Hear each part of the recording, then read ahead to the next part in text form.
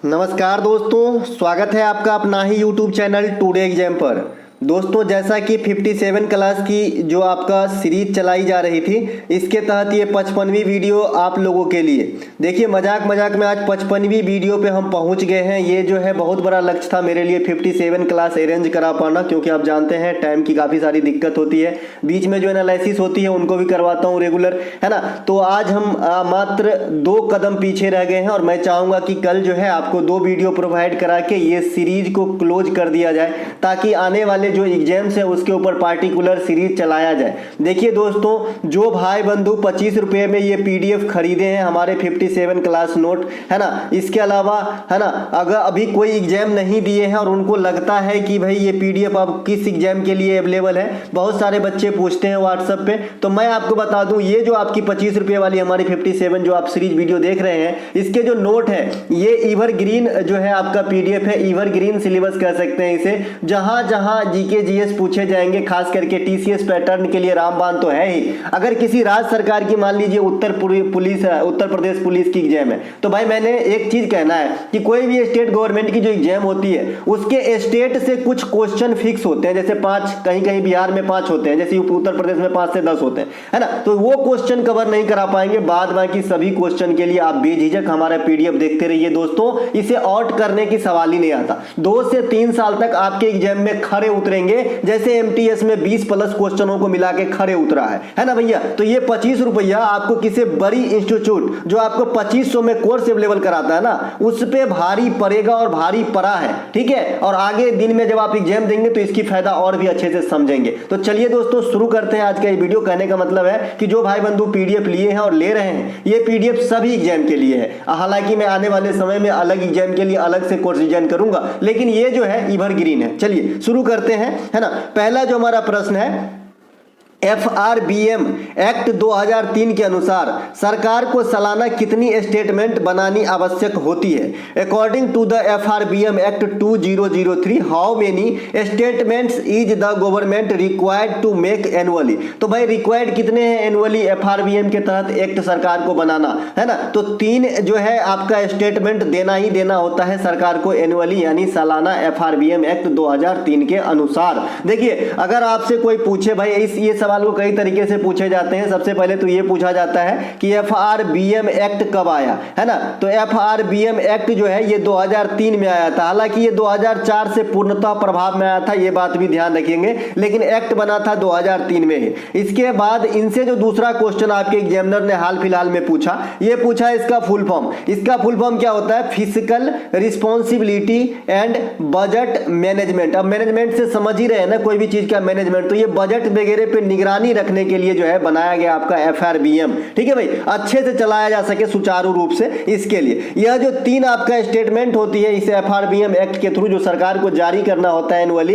ये कौन कौन से हैं? Medium term physical policy statement, physical policy strategy statement, macro economic framework policy statement. तो ये वो 3 स्टेटमेंट है जो इनको जारी करना होता है। तो ध्यान रहेंगे, इसका फुल फॉर्म याद रखेंगे, एक्ट को याद रखेंगे, कितने पॉलिसी जारी करना होता है सालाना, ये 3 बात यहां से आपको FRBM के रिलेशन में याद रखना है। अगला प्रश्न है हमारा, हाल में ही मलेरिया का वैक्सीन टीका खोजा गया, उसका नाम क्या है ना। पहला टीका, ये काफी इंपॉर्टेंट क्वेश्चन है, क्योंकि मलेरिया का टीका और भी कई सारे आए हैं। हालांकि WHO ने उसे अप्रूवल नहीं दिया है, लेकिन जो WHO ने अप्रूवल दिया था पहली बार मलेरिया का टीका का, उसका नाम था जी मॉस्क्यूरिक्स। क्या नाम है भाई? मॉस्क्यूरिक्स। आपको मालूम है ना कि मच्छर का अंग्रेजी नाम मॉस्क्यूटो है ना, तो उसी से बना है जी मॉस्क्यूरिक्स, है ना। तो मॉस्क्यूरिक्स जो है ये आपका मलेरिया के ऊपर पहला WHO प्रमाणित या स्वीकृत टीका है ना।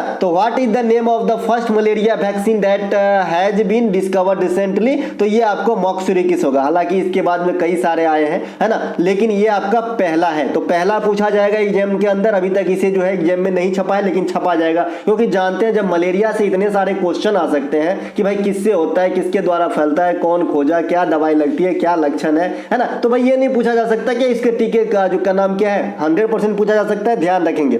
इसके अलावा अब आते हैं मलेरिया की। देखिए मलेरिया, पहले मलेरिया के ऊपर जो है एक विभाग भी बना दिया गया था इंडिया में, मलेरिया, इसमें नौकरी मिलती थी लोगों को भाई, है ना। मलेरिया की खोज जो है रोनाल्ड रॉस नामक वैज्ञानिक ने किया था, है ना। इनको नोबेल पुरस्कार भी दिया गया है रोनाल्ड रॉस साहब को, तो ये बात भी ध्यान रखेंगे। इनके अलावा मलेरिया जो है ये किससे होती है, तो प्लाज्मोडियम नामक परजीवी से होती है ना, परजीवी अमीबा, तो प्लाज्मोडियम नामक परजीवी से होती है आपका क्या, मलेरिया। जैसे भाई ने आपने जो कोरोना वायरस है ना, एड्स का वायरस है, उसी प्रकार से वायरस से हो गया, तो ये आपका परजीवी से होता है, इसका नाम है जी प्लाज्मोडियम। जैसे आपने H1N1 वायरस का नाम सुना होगा, है ना, तो उसी प्रकार से ये प्लाज्मोडियम का एक कैटेगरी, मतलब परजीवी का एक कैटेगरी है प्लाज्मोडियम, ठीक है। प्रत्येक वर्ष 25 अप्रैल को मलेरिया दिवस के रूप में सेलिब्रेट करते हैं, ठीक है, तो ये बात भी ध्यान रखेंगे। इसके अलावा अगर आपसे पूछे कि भारत ने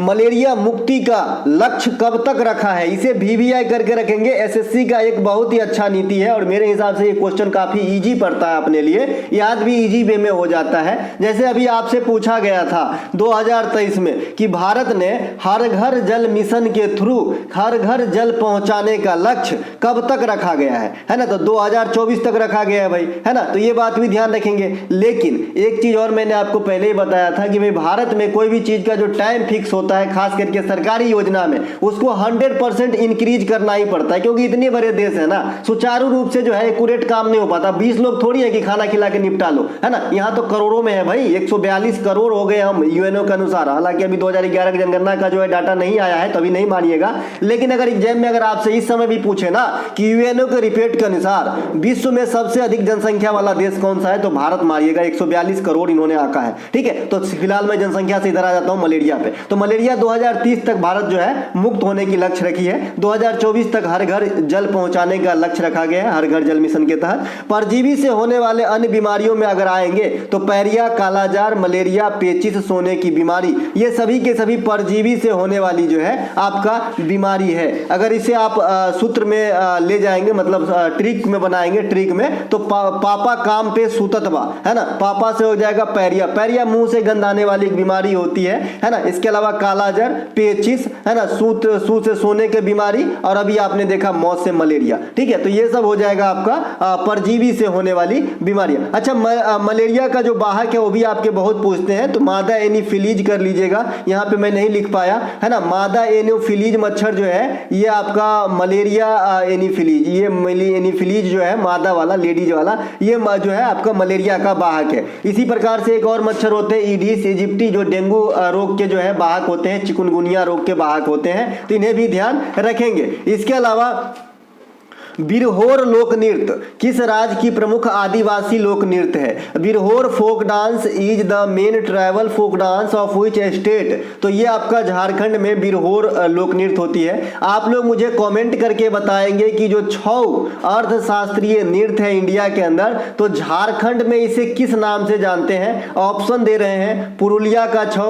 सरायकेला का छौ, या फिर मयूरभंज का छौ। ये तीनों में से मुझे जो है कमेंट करके बताएंगे कि झारखंड में इसे किस नाम से जानते हैं। जो झारखंड के लोग हैं वो तो इजी वे में कर लेंगे, क्योंकि वो जगह के नाम पे ही है। अन्य स्थान के जगह को भी याद रखना दायुक्त है, क्योंकि एग्जाम में 6 नृत्य काफी बार रिपीट होती है, तो आपको बताना है कि झारखंड में कौन से 6 होते हैं, ठीक है। तो इनका जो है बिरहोर जो हो गया ये झारखंड में हो गया। झारखंड के अन्य प्रमुख त्योहार या नृत्यों में बात करेंगे तो पाइका हो जाता है, कर्मा हो जाता है, रोहिणी एग्रीकल्चर वाला त्योहार है रोहिणी, सरहुल महोत्सव, झूमर, ये सभी के सभी जो है आपके झारखंड में हो जाते हैं, जिसमें कर्मा और झूमर में आपको स्टार लगाना है। ये झारखंड के साथ साथ भारतीय राज्य छत्तीसगढ़ में भी देखने को मिलेगा। देखिए भैया, छत्तीसगढ़, झारखंड और आपका कौन सा भाई, उत्तराखंड, ये तीनों एक के बार अलग हुआ था। इन तीनों का बर्थडे जो है 2000 ईस्वी में आता है, ठीक है ना। छत्तीसगढ़ उत्तर प्रदेश से, झारखंड बिहार से, और उत्तराखंड उत्तर प्रदेश से, छत्तीसगढ़ मध्य प्रदेश से, माफ कीजिएगा,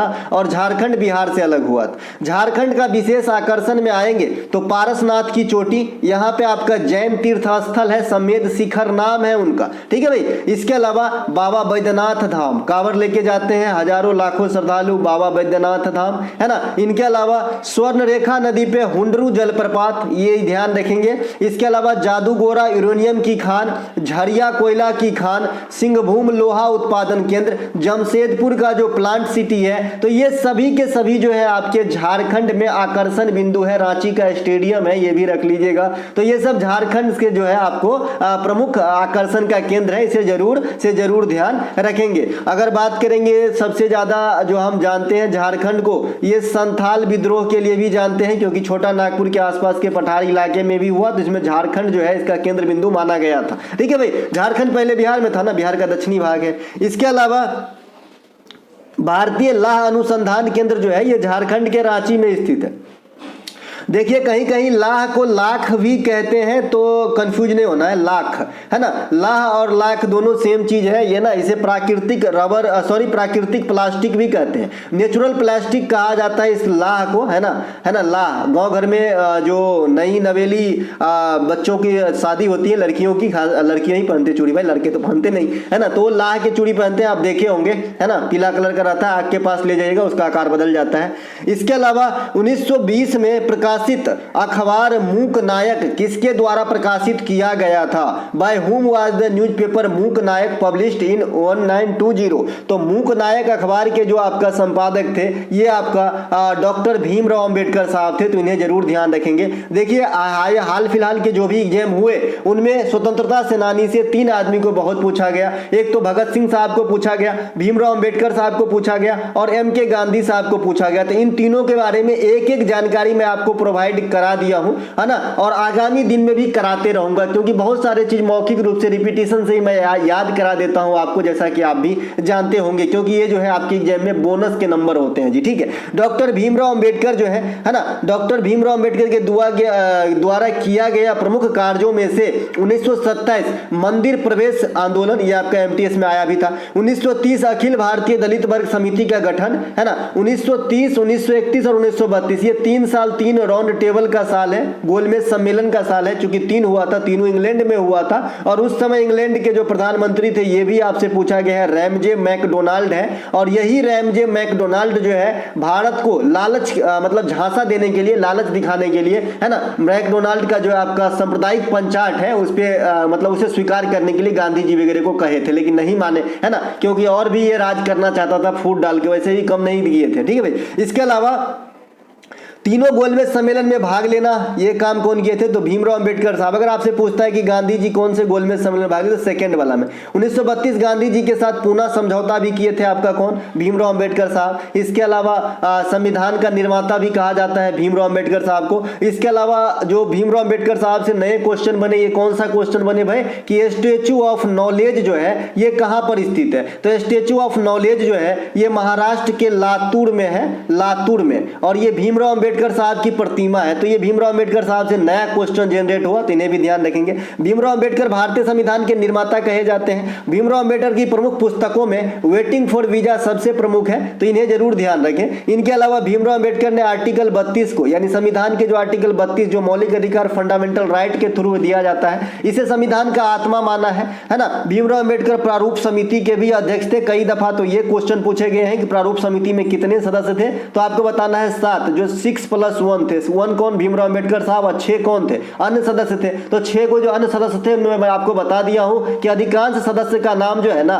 कृष्ण भगवान के नाम पे है ना, अल्लादी कृष्णन, है ना। इस प्रकार से बहुत सारे माधव, इस प्रकार से कृष्ण के जो नाम है भगवान कृष्ण का, उनके नाम से मिलता जुलता काफी सारे नाम इसके सदस्यों में रखे गए थे। इनके अलावा वर्ष 2022 के लिए अर्जुन पुरस्कार से सम्मानित सुश्री श्रीजा अकुला किस खेल से संबंधित है? मिसेस सृजा अकुला मिस है ना, awarded with Arjuna award for the year 2022 is related to which sports. तो ये आपका टेबल टेनिस से संबंधित है, सृजा अकुला, इन्हें जरूर ध्यान रखेंगे। आजकल टेबल टेनिस की बहार आई है, आजकल टेबल टेनिस के खिलाड़ी ज्यादा पूछे जाते हैं आपके एग्जाम के अंदर, ठीक है भाई, है ना। वर्ष 2022 के लिए अर्जुन पुरस्कार 25 खिलाड़ी को दिया गया है। अर्जुन पुरस्कार की शुरुआती ईयर भी आपसे पूछा गया है। मैंने आपको बताया है कि इंडिया में खेल से संबंधित वैसे तो बहुत सारे पुरस्कार हैं, लेकिन 3 मेजर पुरस्कार है। कौन कौन से भैया? एगो अर्जुन पुरस्कार, यहाँ पे लिखा है अर्जुन पुरस्कार, इसकी शुरुआत 1961 में हुआ, है ना। एक आपका द्रोणाचार्य पुरस्कार, इसकी शुरुआत 1985 में भवा। एक आपका मेजर ध्यानचंद पुरस्कार, इसकी शुरुआत 1991 से हुआ। आने वाले समय में सीजीएल मेंस में इस प्रकार से कहीं ना क्वेश्चन देखने को आपको मिल जाए कि निम्नलिखित में से काल क्रम के अनुसार व्यवस्थित कीजिए, ठीक है। चूंकि आजकल खेल के भावना में हम बहुत आगे बढ़ रहे हैं, हर तरीके से हम जीत रहे हैं। कल देखिए 50 रन पे पैक करके जो है जीत गए हैं। तो आने वाले एग्जाम में उसकी स्टेडियम पूछी जाएंगी और मैन ऑफ द सीरीज पूछा जाएगा, ठीक है भाई। वो भी मैं बात कर लूंगा इस वीडियो के लास्ट में, ठीक है। तो ये आपको अरेंज करने के लिए दे दिया जाएगा, तो इस भी जानिएगा तब ना अरेंज कीजिएगा भाई। तो सबसे पुराना कौन सा हो गया? अर्जुन पुरस्कार। और सबसे लेटेस्ट मेजर ध्यानचंद पुरस्कार, है ना, क्योंकि इसका नाम पहले राजीव गांधी खेल रत्न पुरस्कार हुआ करता था, अब ना नाम बदल गया है ना। और 1985 में जो मेजर द्रोणाचार्य है, द्रोणाचार्य सिर्फ प्रशिक्षक को दिया जाता है, तो इसके बारे में एक्स्ट्रा और डिटेल है ना। तो वर्ष 2022 में 25 खिलाड़ियों को मेजर अर्जुन पुरस्कार, 2022 में 7 खिलाड़ियों को द्रोणाचार्य पुरस्कार, जिसमें मैंने आपको बता दिया है 4 आपका रेगुलर सीरीज में और 3 आपका लाइफ टाइम अचीवमेंट में। क्योंकि द्रोणाचार्य पुरस्कार 2 प्रकार का होता है। आप दुकान पे जाते हो तो बोलते हो ना, है ना, कि भाई रेगुलर कॉफी, रेगुलर पिज्जा लोगे कि वो मायोनीज डाल के लोगे, तो है ना, और क्या क्या बोलते हैं पिज्जा के दुकान में, भाई इतना तो बोल भी नहीं पाते, है ना। तो वो वाला एक स्पेशल वाला होता है। तो लाइफ टाइम अचीवमेंट जो है वो स्पेशल होता है किसी भी क्षेत्र में, ठीक है भाई। तो 7 आदमी को दिया गया इस बार द्रोणाचार्य पुरस्कार। द्रोणाचार्य पुरस्कार इंपोर्टेंट रहेगा, क्वांटिटी में कम है, पूछे जाएंगे खिलाड़ी के साथ। अब अर्जुन पुरस्कार जब भी पूछे जाएंगे तो खिलाड़ी का नाम दिया रहेगा, खेल पूछा जाएगा, ठीक है भाई। क्योंकि खेल से अगर पूछेगा ना तो एक खेल में 1 से अधिक आदमी को दिया गया, ठीक है भाई। इसके अलावा ये जो आपका 7 आदमी को दिया, 2022 के लिए मेजर ध्यानचंद किसे मिला? शरद कमल को मिला है, इकलौता टेबल टेनिस स्टार ये भी हैं। इनके अलावा जो आपका 4 को रेगुलर मिला है द्रोणाचार्य, ये कौन कौन से? नवजोत सिंह तेजा, मोहम्मद कमर अली, सुमा सुदार सिरूर, सुजीत मान। इनके जो है खेल जरूर याद रखें, है ना, खेल के साथ याद रखें इसे कि ये क्या खेलते हैं, पहले भी याद करवा चुका हूं, कोई दिक्कत नहीं है। इसके अलावा नीचे का जो तीनों है ना, इसमें से 2 को पूछ लिया गया है एग्जाम में, जो है 2 को पूछ लिया गया है, एगो बचा है श्रीराज सिंह बचा है लाइफ टाइम अचीवमेंट वाला में, जो कुश्ती से संबंधित है। बाद बाकी दिनेश जवाहरलाल लाड साहब ये क्रिकेट से संबंधित है, क्रिकेट में कोचिंग देते हैं, तो इन्हें पूछ लिया गया है। श्री विमल प्रफुल्ल को पूछ लिया गया है आपका फुटबॉल में, ठीक है। तो ये बात आपको ध्यान रखना है। इसके अलावा भौतिक इकाई में मैक्सवेल किसका मात्रक होता है, या फिर भौतिक विज्ञान में मैक्सवेल किसका इकाई होता है? What is Maxwell unit in physical unit? तो ये आपका किसका हो जाएगा? चुंबकीय प्रवाह का। चुंबकीय प्रवाह का देखिए, चुंबकीय प्रवाह का जो सीजीएस पद्धति में इकाई होती है, यूनिट होती है, ये आपका क्या होता है? मैक्सवेल होता है। मैक्सवेल एक वैज्ञानिक का नाम है भाई, है ना, मैक्सवेल, और एक ग्लेन मैक्सवेल क्रिकेटरों है, ठीक है। तो दोनों ध्यान रखेंगे। अब देखिए आपके पास प्रणाली आता है ना, एक एमकेएस आता है, एक सीजीएस आता है, एक एसआई प्रणाली आता है। तो इन सब का थोड़ा सा फुल फॉर्म जान लेंगे ना तो आपको दिक्कत नहीं होगा, ठीक है। ये जो आपका एमकेएस प्रणाली है, ये क्या हो गया? मीटर हो जाएगा, इसके अलावा किलोग्राम हो जाएगा और सेकेंड हो जाएगा। ये जो सीजीएस प्रणाली है सेंटीमीटर ग्राम सेकेंड हो जाएगा। तो ये सीधा सीधा नाम है, कोई और नाम नहीं होता है। तो कभी कभी फुल फॉर्म से भी क्वेश्चन आते हैं, है ना। तो आपका जो है भौतिक इकाई में मैक्सवेल किसका हो गया? चुंबकीय प्रवाह का। इसी प्रकार से चुंबकीय फ्लक्स का अगर पूछा जाता है एसआई मात्रक तो वेबर बताना है ना। इसके अलावा दाब का मात्रक क्या होता है? तो एसआई मात्रक पास्कल होता है। वैसे दाब का मात्रक टॉर भी होता है, टॉर, है ना। तो इन्हें भी ध्यान रखेंगे, टॉर भी होता है जी दाब का मात्रक। और पास्कल के सिद्धांत पे जो आजकल काफी सारे चीज काम करते हैं, काफी सारे चीज क्या काम करते हैं, जो काम पहले 2 साल में होता था, आज ये जो है 2 महीने में हो जा रहा है। ये पास्कल के सिद्धांत का कमाल है। आपने बड़े बड़े ब्रिज की जो पिलर गड़ते हुए देखा होगा, ऐसा मोटा पिलर रहता है कि 5 आदमी के हाथ से भी ना पकड़ पाए, आए। तो ये जो पिलर की गड्ढा होती है ना, अगर पहले आदमी आम मशीन से करता था तो एक गड्ढा करने के लिए हमको लगता है कि भाई 100 आदमी की पावर कम से कम 2 महीने तक लगता होगा, लेकिन आज एक गड्ढा क्या एक दिन में 5 को गड्ढा कर देता है, फिर उसमें सीमेंट बालू डाल के गड्ढा को जो है बैलेंस करने के लिए जमाता है, फिर उसको तोड़ के निकालता है, फिर उसमें सरिया डाल के जमाता है। मैं बनते देखा हूँ ब्रिज को, इसीलिए बता रहा हूँ, है ना। तो ये जो है पास्कल के सिद्धांत पे काम करता है। हाइड्रोलिक, है ना, हाइड्रोलिक जो है आपका तोड़ता भी है ना, खींचता भी है। ये जेसीबी वगैरह कहाँ है, हाइड्रोलिक के हाइड्रोलिक टेलर आपने देखा होगा, है ना। तो ये सब दाब मेन है उसमें, है ना। अभी एक कोई बच्चा, जीनियस बच्चा बिहार का ही है, जो इंजेक्शन देने वाले, जो आपका इंजेक्शन होता है ना इस प्रकार से नीडल जिसमें इसमें लगता है, तो ये खोखा जो होता है, इसको लेके हाइड्रोलिक खिलौना बना दिया था। काफी ज्यादा भार उठा लिया था इसका ये खिलौना, जेसीबी के जैसे काम कर रहा था। तो है बहुत जीनियस अपने यहाँ भी भाई। जल के प्रवाह का मात्रक क्यूसेक होता है ना। जल का जो फ्लो होती है ना, जो जल की जो फ्लो होती है, इसकी मात्रक जो है आपका क्या होती है, क्यूसेक होती है। बल का जो मात्रक है एक तो डाइन होता है और एक आपका न्यूटन होता है। न्यूटन एसआई में होता है, डाइन आपका सीजीएस में होता है बल का, है ना। इसके अलावा अगला प्रश्न है हमारा, AFC Asia cup football tournament 2023 का आयोजन कहां पर हुआ है, अभी होना होगा भाई, है ना। तो where is the AFC Asia cup football tournament 2023 held, तो ये आपका कतर में होना है। कतर में देखिए, ये क्वेश्चन वीवीआई करके रख लीजिएगा, क्योंकि ये चीन में होने वाला था, अब हो रहा है कहां पे, कतर में। जैसे आपने देखा कि under 20 FIFA world cup, under 20 FIFA world cup 2023 ये आपका कहां पे होने वाला था, इंडोनेशिया के अंदर होने वाला था। लेकिन ये कहां पे हुआ, तो ये आपका कहां पे हुआ जी, है ना, जो अभी अर्जेंटीना के अंदर हो गया। ठीक है, तो ये क्वेश्चन आपके एग्जाम में आ गई, है ना। उसी प्रकार से इसकी भी वेन्यू चेंज हुआ है, किसकी, AFC Asia cup football tournament 2023 की। तो ये बात भी आपको ध्यान रखना है कि ये जो है आपका कतर में होगा, तो इसे जरूर याद रख लें। एक सेकंड, हाँ, तो अगला जो पॉइंट है, 2027 में जो यह प्रतियोगिता होगी ये भारत और सऊदी अरब में होगी। कौन सा, यही वाला AFC Asia cup football tournament 2027। 2023 वाला कहाँ पे होगा, कतर में। कहाँ होना था, चाइना के अंदर, ध्यान रखेंगे, इंपोर्टेंट करके रखेंगे। यह प्रतियोगिता पहले चीन में होने वाली थी, यही मैंने यहाँ पे लिख रखा है। एशियाई पुरुष जूनियर हॉकी टूर्नामेंट 2023 कहाँ पे हुआ, तो ये ओमान के अंदर हुआ। विजेता भारत रहा और उप विजेता पाकिस्तान रहा, तो ये बात भी ध्यान रखेंगे। इसके अलावा एशियाई महिला जूनियर हॉकी टूर्नामेंट 2023 ये आपका जापान में हुआ है। विजेता आपका भारत ही रहा है, उप विजेता आपका कोरिया रहा है, महिला वाला। तो महिला वाला जो है कोरिया को हरा के जीता है, जापान में हुआ है। अब पुरुष वाला जो है पाकिस्तान को हरा के जीता है, ओमान में हुआ है। ध्यान रहेगा, अभी एमटीएस में या फिर जो अभी एग्जाम हुआ था इसमें काफी बार ये क्वेश्चन रिपीट किए गए। हाँ, एमटीएस का ही एग्जाम हुआ है अभी। इसके अलावा फीफा महिला वर्ल्ड कप 2023 न्यूजीलैंड और ऑस्ट्रेलिया में हुआ, जहां पे विजेता स्पेन रहा है और उप विजेता इंग्लैंड रहा है। इसी भी वीवीआई करके रखेंगे, इसे मेन वाला फीफा से कम नहीं समझिएगा, ये भी आपके एग्जाम में आएंगे। महिला वाली बात है तो ज्यादा पूछे जाएंगे, क्योंकि जब महिला कोई बड़ा गेम जीतती है तो काफी ज्यादा, उसमें भी अगर भारत जीत लिया तो और ज्यादा। इसके अलावा विश्व महिला बॉक्सिंग चैंपियनशिप 2023 भारत में हुआ। सर्वाधिक पदक 4 स्वर्ण पदक के साथ भारत ही प्रथम स्थान पर रहा, चाइना को दूसरा स्थान मिला था। तो ये बात भी आपको ध्यान रखना है। FIH पुरुष हॉकी वर्ल्ड कप 2023 भारत में हुआ। विजेता जर्मनी रहा, उप विजेता आपका बेल्जियम रहा था, उड़ीसा में हुआ था, दूगो स्टेडियम कलिंगा और बिरसा मुंडा में। ठीक है, तो ये ध्यान रखना है। ठीक है भाई। इसके अलावा जो आईसीसी वर्ल्ड कप होगा 2023 में, ये आपका भारत में होने वाली है, तो इसे भी ध्यान रखेंगे।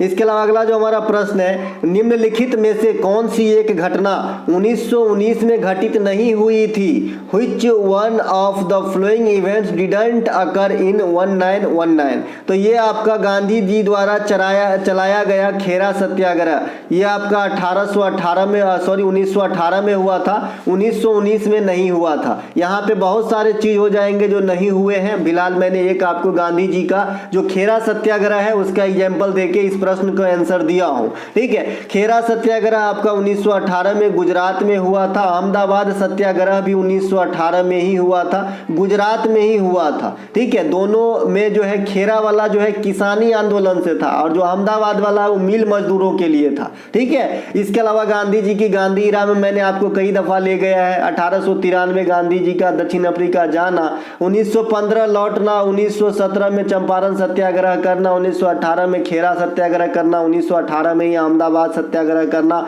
1920 में असहयोग आंदोलन चलाना, 1922 में असहयोग आंदोलन बंद करना, 1930 में दांडी मार्च चलाना, 1942 में भारत छोड़ो आंदोलन संभालना, 1932 में पूना पैक्ट करना, 1931 में गांधी इरविन समझौता करना, 1924 में कांग्रेस के बेलगांव अधिवेशन की अध्यक्षता संभालना, 1932 में सेकेंड गोलमेज सम्मेलन में भाग लेना। तो ये सभी के सभी गांधी जी से जुड़े हुए जो है मतलब समय है, तो इन्हें जरूर ध्यान रखें। 1919 में घटित घटना में प्रमुख आ जाते हैं तो रॉलेट एक्ट, इसे काला कानून कहा गया था। काला कानून जो है कहा गया था आपका रॉलेट एक्ट को। ये क्या होती थी कि बिना अपील बिना दलील का कानून कहा गया था।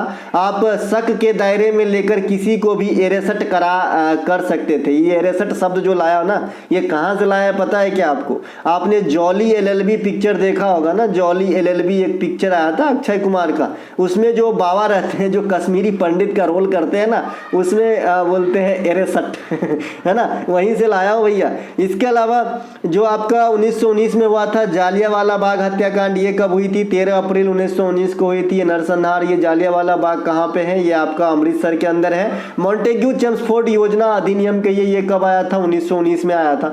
अब गांधी जी के बारे में मैंने सब चीज बता ही दिया है, फिर भी थोड़ी सी और जानकारी यहाँ पे देना चाहूंगा, क्योंकि एक चीज को और रिलेट करना है, आपसे ज्यादा पूछा जाता है कि चौरा चौरी हत्याकांड कब हुई थी? तो 1922 में। इसी के तहत जो है 1920 से चलती आ रही असहयोग आंदोलन को बंद किया गया था, और इसी के बाद एक साल के बाद 1923 में मोतीलाल नेहरू और चित्तरंजन दास ने स्वराज पार्टी की स्थापना करी थी। अब आइए थोड़ा सा भारतीय बैक में चलते हैं स्वतंत्रता के पूर्व में, और जो तिथिवर घटनाक्रम है उस पर थोड़ा सा ध्यान डालते हैं, क्योंकि ये SBI और ये संगठन की स्थापना के संस्थापक वगैरह आपसे आए दिन एग्जाम में पूछता है। आइए चलिए, 1905 में बंगाल विभाजन हो गई, पूर्वी बंगाल पश्चिमी बंगाल कौन करवाए? Lord Curzon. 1911 में बंगाल विभाजन निरस्त हो गई, कौन करवाए? Lord Hardinge. यही 1911 में जो दिल्ली कोलकाता था, इसका जो स्थानांतरण राजधानी जो कोलकाता था, दिल्ली स्थानांतरण की बात हुई, लेकिन अभी स्थानांतरित नहीं हुई, ध्यान रखेंगे। 1912 में स्थानांतरित हुआ था, 1911 में चर्च हुई थी। 1909 में मॉडले मिंटो सुधार हुआ, सांप्रदायिक चुनाव से हमें अवगत कराया गया कि मुस्लिम अलग चुनाव करेंगे, हिंदू अलग चुनाव करेंगे, है ना। 1912 राजधानी कोलकाता बन गया, है ना। दिल्ली स्थानांतरण हो गई, कोलकाता से दिल्ली स्थानांतरण हो गई। 1906 में कांग्रेस के कोलकाता अधिवेशन में स्वराज शब्द का प्रयोग दादा भाई नौरोजी के द्वारा किया गया। 1929 में कांग्रेस के लाहौर अधिवेशन में पूर्ण स्वराज की मांग जवाहरलाल नेहरू के द्वारा किया गया। 1930 में पहली बार अग्रिम स्वतंत्रता के रूप में 26 जनवरी को हम झंडा फहराए थे पंडित जवाहरलाल नेहरू के साथ, इसीलिए हम 26 जनवरी 1950 को अपना संविधान लागू किए थे। इसी यादगार को, इसी दिन को जो है और भी ज्यादा जान फूंकने के लिए, इस दिन में तरोताजा करने के लिए अपना वो प्रथम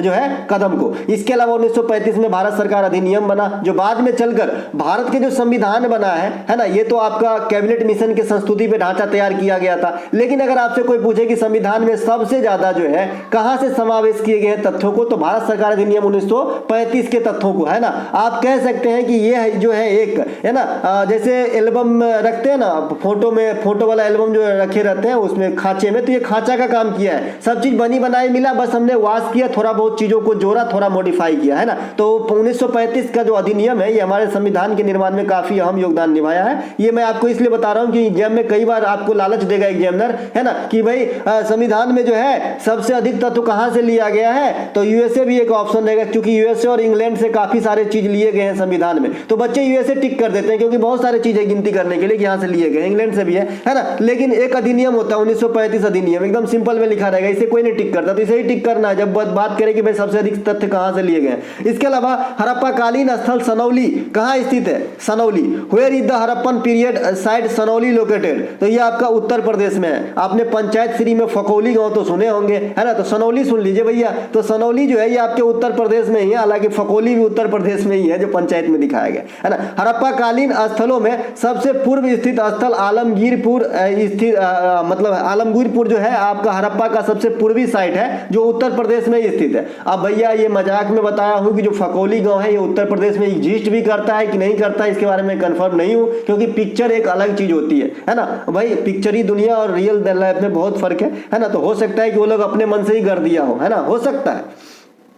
इसके अलावा हड़प्पा कालीन में जो स्थल है उसमें अमरी एक स्थल का नाम है। ये आपका कहाँ पे है? सिंध पाकिस्तान में। इसको सुनने से ऐसा लग रहा है कि ये जो है ना, कहीं पर होंगे इसी आसपास में, उत्तर प्रदेश वगैरह में। नाम से ऐसा अमरी लग रहा है ना। तो ये जो है आपका पाकिस्तान में है, इसीलिए पूछा भी गया है एग्जाम में कई दफा। इसके लिए लोथल धोलावीरा गुजरात में स्थित है, ये दोनों को एक साथ याद रखेंगे। कालीबंगा राजस्थान में है और दैमाबाद जो है ये महाराष्ट्र में है। मांडा जम्मू कश्मीर में है, राखीगढ़ी हरियाणा में है। आपको जब भी इंडिया के लिहाज से हड़प्पा कालीन स्थल पूछा जाता है तो इतने में से पूछा जाता है, ठीक है। एक आपका नया गांव भी याद रख लीजिएगा, नया गांव। तो ये जो नागांव है ना, नागांव भी बोलते हैं इसे, नागांव है ना, नया गांव नागांव। तो ये आपके महाराष्ट्र में, इसे भी ध्यान रखेंगे। तो ये सब हड़प्पा कालीन साइट है, जरूर ध्यान रखेंगे, है ना भैया। लोथल के बारे में क्या खास है? कुछ खास है क्या? भोगवा नदी के किनारे है। इसके अलावा धोलावीरा के बारे में कुछ खास है? बहुत खास है, यूनेस्को में शामिल है ना। खेल क्रीड़ा का मैदान यहाँ मिला है, इसे 3 पार्ट में बांटा गया था। इसके अलावा कालीबंगा का शाब्दिक अर्थ पूछा जाता है, काले रंग की चूड़ी होती है। दैमाबाद के बारे में कुछ खास है? एकदम खास है, ये सबसे साउथ वाला सौदर्न साइट है हड़प्पा काल का।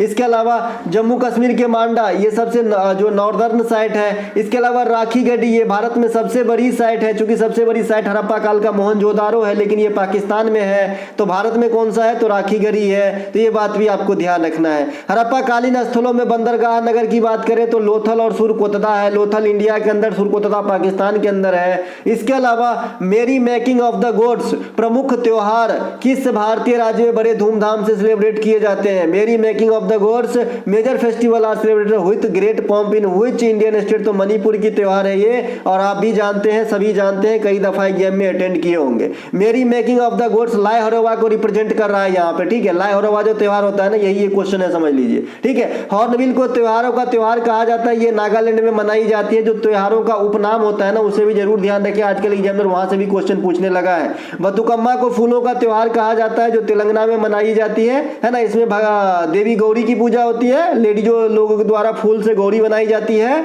मणिपुर के अन्य त्योहारों में याओसांग फेस्टिवल है, मणिपुरिया होली कहते हैं, 5 दिन तक होती है। इसमें थवल चोंगबा नामक नृत्य भी होता है याओसांग के फेस्टिवल के अवसर पे। संगाई महोत्सव, ये आपका मणिपुर का है। थांगटा मार्शल आर्ट है, तलवार वाला, ये भी मणिपुर का है। मैंने आपको मार्शल आर्ट में 3-4 बता दिया था। गतका पंजाब का है, थांगटा मणिपुर का है ना। इसके अलावा कलाई पट्टू साउथ का है ना। ये सब आपके मार्शल आर्ट के फॉर्म है। लाठी आपका जो है पश्चिम बंगाल का है, इसीलिए जो है डंडा को आजकल लाठी कहने लगे। हम लोग लाठी ही कहते हैं डंडा में बिहार में, है ना। लेकिन लाठी जो है इस प्रकार का एक है कला है जो पश्चिम बंगाल से उत्पन्न हुआ था। इसके अलावा मणिपुरी जो नृत्य है, ये आपका मणिपुर का है, चूंकि ये शास्त्रीय नृत्य है। सिंह और झावेरी बहन इनके सरनेम, इनमें आपको जो है कैरेक्टर देखने को मिलेंगे।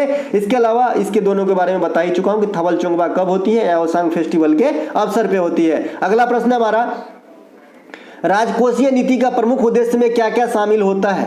What are the main objectives of physical policy? तो भैया कोई भी देश राजकोषीय नीति में, आप ही अगर मान लीजिए बिजनेस करते हैं तो आप क्या चाहेंगे कि हमको घाटा ही घाटा लगता रहे, कि फायदा ही फायदा हो? तो जो भी फायदा ही फायदा वाला बात होगा ना, वो सब जो है इसमें शामिल किया जाता है। ये बात कर लेते हैं, है ना। तो राजकोषीय नीति उद्देश्यों में निम्नलिखित तत्वों पर विशेष ध्यान दिया जाता है। कीमत स्थिरता व महंगाई पर नियंत्रण, ये तो सब दिन से प्रयास है, लेकिन ये संभव है कितना, ये तो आप भी जानते हैं। रोजगार के अवसर बढ़ाना, है ना। रोजगार के अवसर कितना भी बढ़ा लो, अब जनसंख्या इतने तेजी से बढ़ रहे हैं कि भाई ये तो पारे नहीं पा रहा है ना। अपने भारत जैसे देश में, वैसे दूसरे देश में ये जो है लाई करता होगा भाई। भुगतान शेष का घाटों को कम करना, है ना। राष्ट्रीय जीडीपी में बढ़ोतरी करना, आय असमानताओं में कमी जो है लाना, है ना। कि भाई एक आदमी का 1 करोड़ सैलरी है, दूसरे आदमी को 100 रुपया पर डे है ना, तो उसकी जो है खाई को कम करना। तो ये सब मेन फोकस होता है आपका राजकोषीय नीति में, इसे ध्यान रखेंगे। अब आपसे राजकोषीय घाटा पूछा जाता है, तो राजकोषीय घाटा क्या होता है? टोटल जो इनकम होता है ना,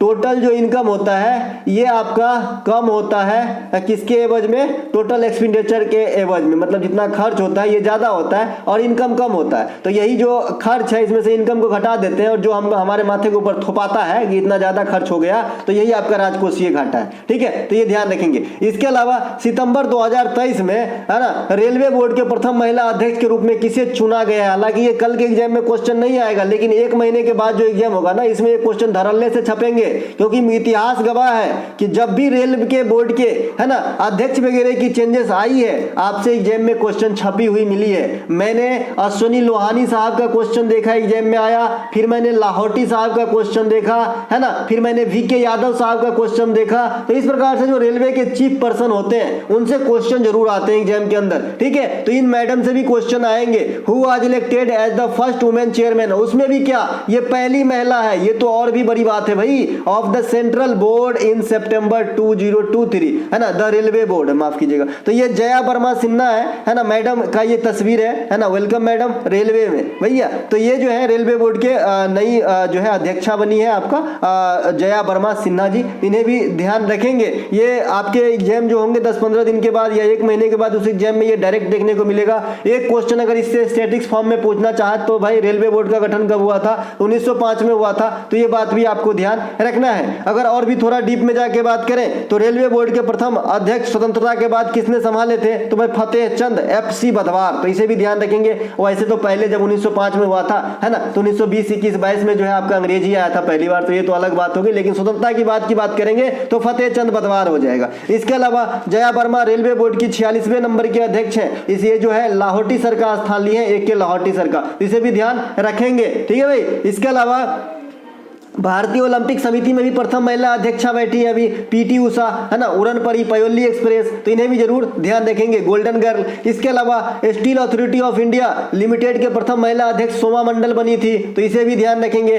सेबी की प्रथम महिला अध्यक्षा माधवीपुरी बिच बनी थी, तो इसे भी ध्यान रखेंगे। नीति आयोग के प्रथम महिला CEO सिंधु श्री खुल्लर, अभी महिला अध्यक्ष कोई नहीं बना है नीति आयोग में, एक सेकेंड, जब से नीति आयोग नहीं कोई नहीं बना है ना, क्योंकि इंदिरा गांधी के बाद है ना महिला प्रधानमंत्री ही नहीं बनी है, ठीक है। तो इसीलिए अभी कोई अध्यक्षा नहीं बनी है आपका नीति आयोग में, क्योंकि आप जानते हैं कि PM ही होता है अध्यक्ष है ना। और CEO जो है पहली बनी थी सिंधु श्री खुल्लर, जो पहली और आखिरी महिला CEO भी है, अभी CEO BVR सुब्रमण्यम है, ठीक है। तो ये बात ध्यान रखेंगे। इसके अलावा और भी कुछ महिला जो पहला बनता है उन्हें जरूर ध्यान रखें एग्जाम के लिहाज से। इसके अलावा माहुरी एक पारंपरिक संगीत वाद्य यंत्र है जो किस राज्य से संबंधित है, Mahuri is the traditional musical instrument which belongs to which state, तो ये आपका ओडिशा से संबंधित है, ओडिशा में है ना माहुरी। इस प्रकार एक घटम होता है, घटम, ये घटम आपसे पूछते हैं कि किस प्रकार के जो है किस राज्य से बिलोंग करते हैं ये आपका वाद्य यंत्र, तो आपको बताना है कि जो सॉदर्न रीजन है उस स्टेट से बिलोंग करता है, क्योंकि ये कर्नाटक संगीत में प्रयुक्त होने वाली वाद्य यंत्र है घटम। घटम जो है और कुछ नहीं है कि ये आपका मटका होता है, मटका को बजाया जाता है जी, मटका को, पानी पीने वाला मटका आपने देखा होगा गर्मियों के दिन में हम इस्तेमाल करते हैं है ना, तो ऐसे ही होती है घटम। तो ये दक्षिण भारत में इस्तेमाल किया जाता है, तो दक्षिण भारत की कोई भी जगह रहेगा तो आप इस्तेमाल इसका जो आंसर लगा सकते हैं। आपने कौन सा पिक्चर है वो, दिल जले, दिल जले पिक्चर में आपने साका रहता है, नाम किसका, अजय देवगन का, और अमरीश पुरी का क्या नाम रहता है हमें अभी इतना याद नहीं है ना, तो वही बजाता रहता है अमरीश पुरी, इसी प्रकार से जो आपका है मटका बजाता रहता है। इसके अलावा कमाइचा अलगोजा, ये कहाँ का भाई, राजस्थान का, कमाइचा अलगोजा ये राजस्थान के पारंपरिक वाद्य यंत्र है, इसे जरूर ध्यान रखेंगे, कमाइचा को पूछ चुका है एग्जामिनर। इसके अलावा अब वाद्य यंत्र जो है बेसिकली 4 प्रकार के होते हैं, लेकिन मैं 3 प्रकार से जो है आपके एग्जाम में पूछे जाते हैं, जो मैं आपको बता रहा हूं। मैंने आपको पहले ही बताया था कि जो आपका ठोक ठोक के बजाया जाता है वाद्य यंत्र, इसे हम कहते हैं जी कौन सा, घन वाद्य यंत्र। किधर गया भाई, घन वाद्य यंत्र कहते हैं। जैसे आपने मजीरा, मजीरा हो गया, मजीरा तो इस प्रकार से होता है ना, मजीरा है ना, मजीरा इस प्रकार से होते हैं, इसमें ऐसे ऐसे प्लेट लगे रहते हैं और ये आपस में टकरा के, एक झाइल होता है हमारे गांव में, इसको झाइल बोलते हैं, बोल वाले को, इसमें जो है कोई रस्सी लगी होती है जो उंगली में लपेट के इसको ठोका जाता है, फिर आवाज निकलती है, अच्छा है ना। तो ये जो हो गया आपका घन वाद्य यंत्र, जिसे भी ठोक के बजाया जाता है ना। इसके अलावा जो हवा के फूंक से बजते हैं या फिर हवा के माध्यम से बजते हैं है ना, ये आपका क्या है, सुशीर वाद्य यंत्र, इसमें हारमोनियम भी आ जाएगा, ठीक है, हारमोनियम भी आ जाएगा, उसमें मुंह से फूंक तो नहीं लेकिन वो भी हवा लेता है, जो होल बने होते हैं इस प्रकार से हारमोनियम के पीछे में आप देखेंगे है ना, तो यहाँ से जो है हवा लेते हैं, सांस लेते हैं है ना, तो ये भी आपका सुशीर वाद्य यंत्र में आ जाएंगे। और जो तारों का कंपन होता है, जैसे आपका जो भी तारों वाला वाद्य यंत्र है, ये दो भी आपका तारों का कंपन होता है, ये आपका किस वाद्य यंत्र में आ जाएंगे भाई, तो ये आपका आ जाएंगे तत्व वाद्य यंत्र में, किसमें, तत्व वाद्य यंत्र में है। तो इसे तीनों प्रकार का वाद्य यंत्र जरूर ध्यान रखें। इसके अलावा राजहरा पहाड़ी जो भारत के प्रमुख लौह अयस्क उत्खनन केंद्र है, यह किस राज्य में स्थित है? राजहरा हिल के बारे में आपको पूछा है, जो आपको है ना आयरन जो ओर है वो उसका प्रोडक्शन करता है। तो ये कहाँ पे है? ये छत्तीसगढ़ में है। छत्तीसगढ़ के अन्य लौह उत्पादन केंद्रों में आपका बेलाडीला है। बेलाडीला को ध्यान रखेंगे, काफी बार पूछे जाते हैं। लौह उत्पादन में उड़ीसा के बादाम पहाड़ी प्रमुख है। उड़ीसा के गुरु महिसानी पहाड़ी, यहाँ पर भी आपको जो है आयरन ओर मिलेगा, है ना। तो ये जरूर ध्यान रखें, है ना। आजकल जो है जो ज्यादा प्रचलित है वो कम पूछा जाता है, जो कम प्रचलित है उसे ज्यादा पूछा जाता है। राजस्थान में बाबा बुदन, ये काफी बार रेलवे ने पूछा, अब नहीं पूछा जाता है। कद्रमुख ये पूछा जाता है। बेल्लारी ये भी आपका कर्नाटक में है, जहां पे लोहे का उत्पादन होती है। इसके अलावा लोहा से ध्यान थोड़ा हटा देते हैं, थोड़ा महंगा कोस्टली के पास चलते हैं, तो क्या हो जाएगा भाई? खेतरी में तांबा, ये कहां पे? राजस्थान के अंदर। मध्य प्रदेश के मलाजखंड ये भी तांबा प्रोड्यूस करता है। कर्नाटक के कोलार, इसकी तो बात ही मत करो, कितने महंगे हैं। स्वर्ण, है ना, स्वर्ण के जो है केजीएफ पिक्चर आपने देखा होगा। ये कोलार पूछा भी गया था एग्जाम के अंदर।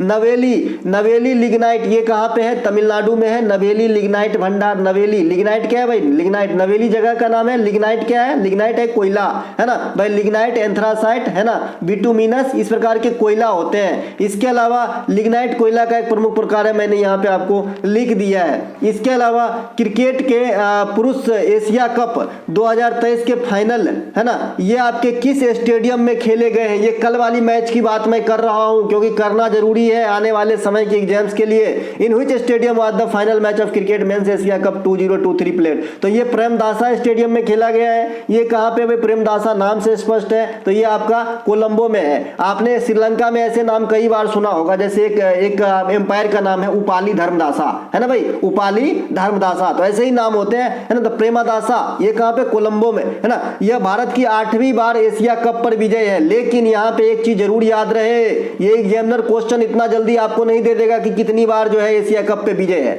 आपसे पूछेगा कि भारत एशिया कप में वनडे फॉर्मेट में कितनी बार ट्रॉफी अपने नाम किया है, तो 7 बार, और एक बार T20 फॉर्मेट में, तो मिला के है 8 बार, ध्यान रहे भैया। इसके अलावा एशिया कप 2023 के विजेता कौन, उप विजेता कौन है? तो श्रीलंका। कल देखे आपने 50 रन पर सिमट गया, और वो जो सिराज है एक ओवर में 4 विकेट और टोटल 6 विकेट, 3 विकेट आपका हार्दिक पांड्या, 1 विकेट बुमराह। तो ये जो है फटाफट गेमें खत्म कर दिए। हमको तो लग रहा था कि 25 रन नहीं बनेगा, क्योंकि 12 पर 5 को विकेट था, है ना, लेकिन 50 तक बन गया। एगो खिलाड़ी 17, एगो खिलाड़ी 13, दोहरा अंक तक पहुंचा था, है ना। एशिया कप 2023 में सर्वाधिक विकेट फिर भी कौन लिए? एम पथिराना। तो इसे VVI पॉइंट मान के रखेंगे, नहीं तो बच्चे को लगेगा अरे एक के दिन में सिराज 6 गोल लिया, तो और मैच में 1 के को लिया होगा ना, तो ज्यादा हो गया होगा, तो यही होगा। तो ऐसा नहीं होगा। एम पथिराना 11 को विकेट लेके सर्वाधिक विकेट टेकर जो है आपका बना इस सीरीज के अंदर। एम पथिराना मलिंगा की तरह बॉल फेंकता है। इसके अलावा एशिया कप 2023, है ना, ये आपका मैन ऑफ द टूर्नामेंट कौन हुआ? कुलदीप यादव। तो इन्हें भी ध्यान जरूर रखेंगे भाई। इसके अलावा किसी कोशिका के नाभिक के अंदर जो तरल पाए जाते हैं उसे क्या कहते हैं? देखिए कोशिका मैंने बताया था ये इतने सूक्ष्म है कि आपको आंख से खुदे नहीं दिखेगा। इसके अंदर भी सूक्ष्म सूक्ष्म जो है पार्ट है, इनके भी अलग अलग नाम, अलग अलग फंक्शन है भाई, है ना। तो जो कोशिका के न्यूक्लियर होते हैं, जो सेंटर होते हैं, उस सेंटर में जो द्रव पाए जाते हैं उसे क्या कहते हैं? लिक्विड को क्या कहते हैं? तो उसे कहते हैं न्यूक्लियर प्लाज्म। क्या कहते हैं? न्यूक्लियर प्लाज्म, है ना। एक सेकेंड जरा खांसी कर लो भैया। इसे कहते हैं न्यूक्लियर प्लाज्म, ठीक है। कोशिका के केंद्रक में डीएनए पाया जाता है, ये आपसे पूछा जाता है। लेकिन आपसे ये भी पूछा जाता है कि ये जो डीएनए है ना, ये जो डाइऑक्सी राइबो न्यूक्लिक एसिड है, ये केंद्रक के अलावा कहाँ पाया जाता है? सेल के अंदर, तो माइटोकॉन्ड्रिया में। और माइटोकॉन्ड्रिया को पावर हाउस कहते हैं सेल का, तो ये बात तो आप सभी जानते ही हैं हमसे बेटर। इसके अलावा कोशिका की खोज आपसे पूछता जाता है भाई ईस्वी के साथ, तो 1665 में कौन किए थे? Robert Hooke. एगो हुक का नियम भी है, ठीक है, एगो हुक का नियम है ना, जो कमानी तुला वगैरह काम करता है, छत्ता होता जो है हुक वाला, स्प्रिंग वाला, है ना। तो एगो हुक का नियम अलग है, ये अलग हुक है। एक नाम है रॉबर्ट हुक। 1665 में कोशिका का खोज किया। कोशिका का शाब्दिक अर्थ होता है छोटका कमरा। कहा गया? छोटा कमरा, इसे भी ध्यान रखेंगे। इसके अलावा 1674 में 5 2 7 साल के बाद, है ना, एक सेकंड 5 अच्छा 9 साल के बाद भाई, 9 साल के बाद ल्यूवेन हॉक ने जीवित कोशिका लाइव सेल की खोज किया था, ठीक है भाई। ध्यान रखेंगे। इसके अलावा बराक नदी का उद्गम कहाँ से होता है? Where does Barak river originate? तो ये आपका मणिपुर के पहाड़ी क्षेत्र से निकलती है बराक नदी, इन्हें ध्यान रखेंगे। बराक नदी जो है आपका ब्रह्मपुत्र की प्रमुख सहायक नदियों में से है। मानस, तीस्ता, सुबनसिरी, बराक, है ना, ये सभी के सदी नदी जो है ये आपका ब्रह्मपुत्र नदी का मेजर ट्रिब्यूटरीज है ना, पूछे जाते हैं आपके एग्जाम में। बराकर नदी एक है, बराक जैसा ही मिलता जुलता नाम है, लेकिन इसमें है बौराकार, रॉर एड हो गया बराकर, है ना। तो ये बराकर जो है ये दामोदर की सहायक नदी है जो छोटा नागपुर के पठार से निकलती है झारखंड राज्य में। इसके अलावा ब्रह्मपुत्र नदी को कहां पे क्या कहते हैं, चूंकि आप जानते हैं कि ये राष्ट्र के बाहर से निकलती है, ये आपका तिब्बत के जो है तिब्बत से निकलती है मानसरोवर से, है ना। तो यहां पे आपका जो ब्रह्मपुत्र नदी है तो तिब्बत में ये सांगपो के नाम से जाना जाता है, और अरुणाचल प्रदेश में जब भारत में एंट्री करता है तो ये आपका देहांग के नाम से जाना जाता है। और असम हिमालय जो है कौन से दो नदियों के बीच में है? आप लोग अगर मुझे कमेंट कर पाए तो ज्यादा अच्छा होगा। मैंने आपको थोड़ा सा हिंट दे देना है, पंजाब हिमालय है, कुमायूं हिमालय है, नेपाल हिमालय है। मैंने आपको इन तीनों को बता देना है भाई। पंजाब हिमालय है ना, ये आपका सिंधु से सतलज है, कुमायूं हिमालय सतलज से काली है, और ये आपका काली से तीस्ता है। अब मुझे आंसर भी बता दिया हूं, है ना, कि भाई देहांग और किस नदी के बीच में आपका असम हिमालय बताइएगा। इसके अलावा मौर्य साम्राज्य के कार्यकाल के दौरान उनके पूर्वी प्रांत की राजधानी कहां थी? जैसे आप जानते हैं कि मौर्य की जो मेन राजधानी है, अगर सीधा सीधा राजधानी पूछा जाता है तो पाटलिपुत्र आंसर होता है, लेकिन उनके भी कई सारे जो है ना क्षेत्र बटे हुए थे ना भाई। तो जो पूर्वी साम्राज्य था मौर्य का, उसकी राजधानी कहां था, है ना? तो उसकी राजधानी जो है आपका मौर्य का, ये आपका तोसली था। देखिए तोसली जो राजधानी है ये आपका, है ना, जो खारवेल हुए, कलिंग नरेश खारवेल, जिससे हाथी गुम्फा अभिलेख जो है अटैच है, तो इनके भी राजधानी तोसली ही थी। और अगर आपसे पूछता है कि भाई कलिंग की राजधानी कहां थी, तो भी तोसली थी, है ना। कलिंग उड़ीसा को ही कहा जाता है ना। लेकिन अगर आपको मौर्य समाज के पूर्वी प्रांत की राजधानी पूछे तो भी तोसली आंसर मारना है ना, पाटलिपुत्रा के जगह पे। खाली मौर्य की राजधानी पूछे तो पाटलिपुत्रा, तो शब्दों के तकाजा को समझिए, आंसर बदल जाता है। इसके अलावा मौर्य समाज की स्थापना जो है चंद्रगुप्त मौर्य ने करा, चाणक्य के प्रयास से या फिर मदद से। किसे हरा के? नंद वंश के आखिरी शासक धनानंद को हरा के। चंद्रगुप्त मौर्य के दरबार में कौन आए? सेल्यूकस निकेटर, ये राजदूत थे भाई। सेल्यूकस निकेटर के राजदूत कौन थे? मेगास्थनीज, है ना। मेगास्थनीज आए थे कुछ पीरियड के लिए रहने के लिए, क्योंकि आप जानते हैं कि सेल्यूकस निकेटर के जो है रिलेटिव बन गए थे चंद्रगुप्त मौर्य, ठीक है। लेकिन बाद में ये यहीं पे रहने लगे और बाद में इंडिका नामक जो है किताब लिखे। इसके अलावा मौर्य काल में सोने के सिक्का, चांदी के सिक्का भी चलाए गए, इन्हें भी ध्यान रखेंगे। इसके अलावा रुद्रदामन, अच्छा यहाँ पे कुछ गड़बड़ लग रहा है, रुद्रदामन झील मौर्य काल में निर्माण कराए गए थे, है ना। बराबर की गुफा भी मौर्य काल की है जो बिहार में है, तो इसे भी ध्यान रखेंगे, है ना। इनके अलावा जो आपका बिहार में बता दिया। इसके अलावा मौर्य काल के, इसमें कुछ लाइन डिस्टर्ब हुआ है ना, कुछ तो छूट गया जो मैं बताना चाह रहा हूँ, एक सेकेंड। चलिए, मौर्य काल के प्रमुख शासक, है ना, राजा अशोक जो सांचू के स्तूप बनवाए। कलिंग युद्ध राजा अशोक से जुड़ा हुआ है। शिलालेखों के प्रचलन आदि से संबंध जो मतलब लाए शिलालेख प्रचलन में, ये भी अशोक को श्रेय जाता है। तो अशोक काफी इंपोर्टेंट है, यहाँ से आपके एग्जाम में अशोका से काफी क्वेश्चन आते हैं। अशोक को देवनाम प्रियदर्शी भी कहा जाता है। अशोक के शिलालेख के पढ़ने का श्रेय जो है ये जेम्स प्रिंस वेब को मिला था, क्योंकि यही पढ़ पाया था। अशोक ने गद्दी से बैठने के 8वें वर्ष बाद कलिंग युद्ध को किया था। अशोक के समय तृतीय बौद्ध संगति पाटलिपुत्रा में कराया गया था। अशोक के ने बौद्ध धर्म के महायान शाखा को अपनाया था, क्योंकि आप जानते हैं कि हीनयान महायान बौद्ध धर्म के 2 शाखा, श्वेतंबर दिगंबर जैन धर्म के 2 शाखा, एक ही साथ याद रखना है। और ये बौद्ध भिक्षु उपगुप्त से जो है उपाधि लिए थे। अशोक जो है बौद्ध धर्म के प्रचार प्रसार में काफी विश्वासरत थे, इसीलिए अपने पुत्र और पुत्री संघमित्रा और महेंद्रा को श्रीलंका भेजे थे, है ना, आपको जो है बौद्ध धर्म के प्रचार प्रसार के लिए। इस पॉइंट में मैं कुछ छोड़ रहा हूं जो मुझे अभी याद नहीं आ रहा है मुझे क्या बताना, और मैं छोड़ चुका था कि मैं जो है ऐसे ही बताऊंगा और एक सवाल भी आपसे रखूंगा, है ना। इसके अलावा आधुनिक आवर्त सारणी में लेंथेनाइड तत्व किस समूह के तत्वों में आते हैं, है ना। लेंथेनाइड एलिमेंट और एक्टियोनाइड एलिमेंट जो आवर्त सारणी के नीचे में 2 ऐसे ऐसे लाइन बनाया गया रहता है, जिसमें 14 होता है। लेकिन आपके एग्जामिनर पूछे कि भाई लेंथेनाइड कितने होते हैं, एक्टियोनाइड कितने होते हैं, तो 15 बताना है आपका आंसर। ये कैसे होता है मैं अभी बताऊंगा। फिलहाल इस क्वेश्चन का आंसर समूह 3 होता है। लेंथेनाइड जो है आपके समूह 3 में आ जाता है। आता है और एक्टिनोइड भी समूह 3 में आता है। ये आपके सामने आवर्त सारणी का है इमेज है। अब यहाँ से आप रीड कर सकते हैं सारे चीजों को। देखिए जो नीचे है आपका ये पीला वाला ये लेंथेनाइड सीरीज है ना, जो 58 से चलकर 71 तक है। लेकिन ये जो 57 है ना, ये भी इसकी गुण मिलती जुलती है ना, यहाँ से ये स्टार्ट होती है। ठीक है, तो ये 15 हो जाती है इसके अंदर। वैसे तो 14 ही दिख रहा है, तो 14 ऑप्शन में तो ठीक है, नहीं तो 15 ऑप्शन में तो 15 मानना पड़ा। और एसएससी ने इसे 15 आंसर माना है। लेंथेनाइड में कितने हैं तो 15। मैंने कई बार एग्जाम में देखा है इस चीजों को। ठीक है, तो ये आपको देखिए ये किस ग्रुप से अलग हुआ है तो 57 है ना, तो यहाँ से आपका जो है अलग हुआ है। ठीक है, यहाँ से यहीं से अलग हुआ है यहाँ वाला, तो इसी ग्रुप में इसे समझिए, तो 3 में समझिए है ना। इसी प्रकार से ये जो नीला वाला आप देख रहे हैं तो इसे भी इसी ग्रुप में समझिए, तो ये भी 3 में आ जाएगा, तो 3 आंसर होगा। ये थोड़ा सा लॉजिक क्रिएट कर रहा था इसीलिए मैं इसे रख लिया हूँ, बाद बाकी आप तो समझदार हैं। इसके अलावा मैंने आपको जो 18 ग्रुप है इसके बारे में बता चुका हूँ, आवर्त सारणी के ऊपर फुल वीडियो दे चुका हूँ, एक एक जानकारी बता चुका हूँ, कोई भी क्वेश्चन तो छूटेंगे नहीं ऐसा मुझे लग रहा है, फिर भी थोड़ा सा जिक्र कर देता हूँ है ना। मैंने आपको याद रखने के तरीके बताए थे, आवर्त सारणी को काफी इजी वे में आप याद रख सकते हैं, अच्छे जितना आपके एग्जाम में आता है उतना ही, पूरा याद करने के लिए टाइम लगेगा भाई है ना। तो पहला और दोनों जो है ये आपका एस ब्लॉक एलिमेंट्स है, या फिर इसे जो है अल्कलाइन मेटल कहते हैं, जिसमें 2 वाले को जो है अल्कलाइन अर्थ मेटल कहते हैं है ना। इन दोनों को इकट्ठे अल्कलाइन, इसको अल्कलाइन अर्थ मेटल, या फिर ब्लॉक में जाएंगे तो एस ब्लॉक एलिमेंट्स। इसके अलावा 3 से 12 को जो है इसे डी ब्लॉक एलिमेंट्स या संक्रमणीय तत्व कहते हैं। बाद बाकी नाम पे है, बोरॉन तत्व कहते हैं, कार्बन तत्व कहते हैं, नाइट्रोजन तत्व कहते हैं, ऑक्सीजन तत्व कहते हैं ग्रुप 16 को, या फिर केल्कन कहते हैं। 17 को आपको जो है हैलोजन ग्रुप कहते हैं। 18 को जो है आपका इनर्ट गैस या नोबेल गैस ग्रुप कहते हैं। ठीक है, इसके अलावा जो इनर्ट गैस है यहाँ से आपके परमाणु का जो क्रमांक है ये काफी बार एग्जाम में पूछे गए, जैसे अभी आपको ब्रोमीन का परमाणु क्रमांक पूछा गया था है ना। तो आपको जरूर ध्यान रखना है कि ये कैसे याद रखा जाए। तो जो इनर्ट गैस है ना उसी का याद कर लेते हैं तो हमें हेलोजन का भी याद हो जाता है। ठीक है, जैसे देखिए आपने जाना होगा कि जो परमाणु के सेल होते हैं, जो कक्षा होते हैं, इसमें मैक्सिमम नंबर ऑफ इलेक्ट्रॉन क्या होता है 2n² होते हैं। 2n² होते हैं, जहाँ पे n क्या है कक्षा की संख्या। तो पहले ऑर्बिट में अधिकतम कितने इलेक्ट्रॉन होते होंगे तो 2,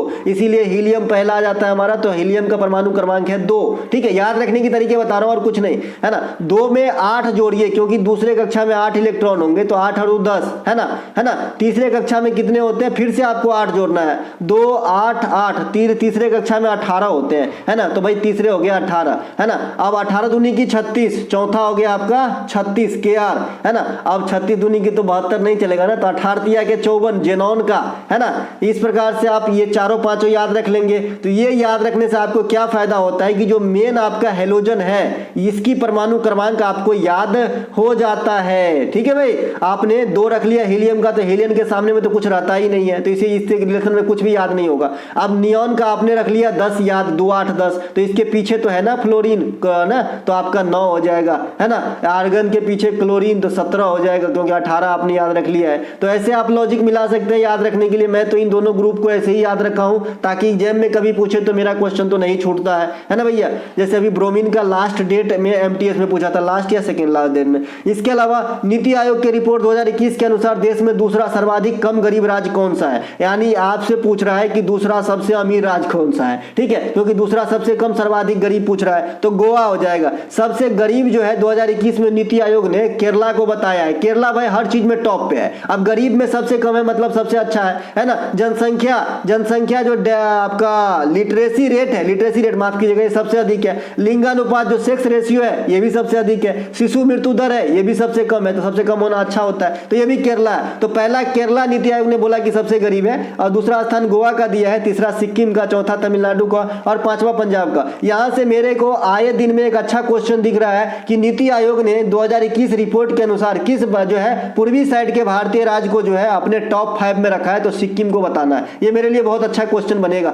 है ना आने वाले एग्जाम में। इस रिपोर्ट के अनुसार सबसे गरीबी में बिहार, दूसरा स्थान पर झारखंड, तीसरा उत्तर प्रदेश, चौथा मध्य प्रदेश और पांचवा मेघालय। ये पांचों जरूर याद करना, क्योंकि अभी एमटीएस में चौथा पूछ दिया था कि चौथा सबसे गरीब राज्य कौन सा है, तो बताओ भाई है ना। तो इस प्रकार से जो है आपका पूछता है ना, तो आपको जो है कम से कम एक से अधिक याद जरूर रखना है। केंद्र शासित प्रदेश में सबसे कम गरीब जो है पदुचेरी को बताया है। पदुचेरी का भी सेक्स रेशियो सबसे हाई है यूटी में है ना। तो आपको ऐसे याद रखना है कि जो नीति आयोग में सबसे कम गरीब है ना, जो सबसे कम गरीब है ना, ये सबसे सबसे अधिक सेक्स रेशियो रखता है ना, सबसे अधिक सेक्स रेशियो रखता है। इसीलिए बोलता है कि कन्या हत्या पे रोक लगाओ। देखिए यहाँ पे कन्याओं की संख्या ज्यादा है, मतलब देखिए अमीरी अमीरी ही अमीरी छाया है, मतलब लक्ष्मी साक्षात है भैया, है ना भैया। तो जिस राज्य में सेक्स रेशियो ज्यादा है वहां पे धन धान्य भी ज्यादा है, आप देख सकते हैं यहाँ पे। तो केरल में राज्य में सबसे अधिक सेक्स रेशियो तो सबसे कम गरीब, यूटी में पदीचोरू में सेक्स रेशियो सबसे अधिक तो सबसे कम गरीब, है ना भैया। तो ऐसे भी आप याद रख सकते हैं भैया, ये सब फन होते हैं याद रखने का। बाद में कि आपको जैसा याद रहता है वैसा रखिए,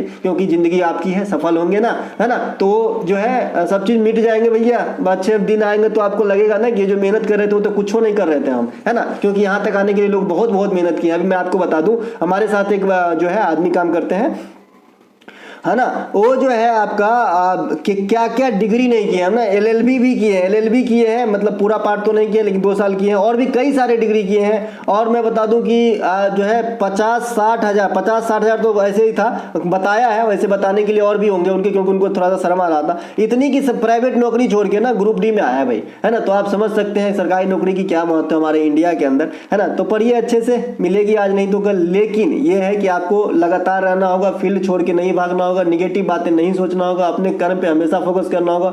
और जो बच्चे सिर्फ एग्जाम के समय ही पढ़ते हैं ना, समझिए सिलेक्शन दूर है ना। जो रोज पढ़ते हैं ना वो सिलेक्शन के नजदीक आता जा रहा है ना भाई। क्योंकि आपके पास ऐसा तो नहीं कि सुपर कंप्यूटर वाला मेमोरी है कि आप जो है 4 महीने की काम 4 घंटे में कर लोगे, है ना। वो क्रिस पिक्चर वाली बात अलग है और ये निजी लैब में बात अलग होती है, ठीक है। तो रोज रोज पढ़िए, कंसिस्टेंसी बनाए रखिए, काम आएगी भैया, है ना। बाद में ये पीडीएफ के बारे में जानकारी चाहिए तो डिस्क्रिप्शन में लिंक दिया गया, आप वहां क्लिक करके पीडीएफ के बारे में व्हाट्सएप मैसेज करके जानकारी प्राप्त कर सकते हैं। मिलेंगे हम अगले वीडियो में। जय हिंद दोस्तों।